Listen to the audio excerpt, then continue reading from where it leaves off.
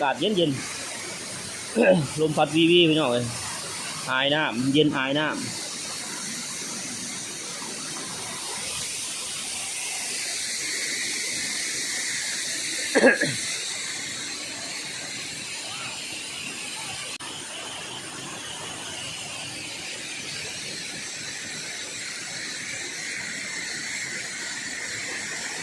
เป็นบ่ออายน้ำนี่โอ้ยบ่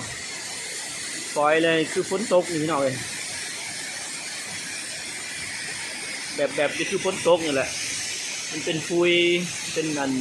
สุดค่อยๆนั่นอายน้ำ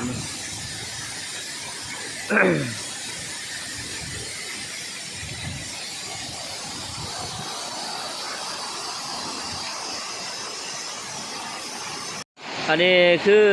อยู่ด้านเทิงของตาดสะดีเนาะที่ว่าน้ำตกตาดน้ำจะตกลงไปหมดแล้วประมาณ10 กว่าเมตรเลยพี่น้องเลยความสูงนะสูงงามหลาย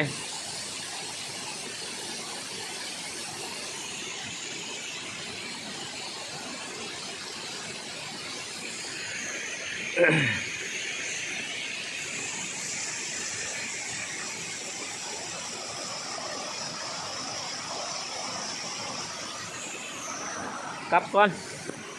บาย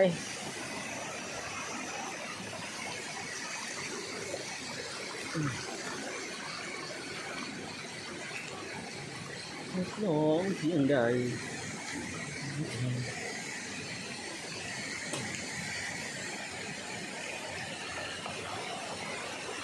เหมือนกระต่ายไม้จันทร์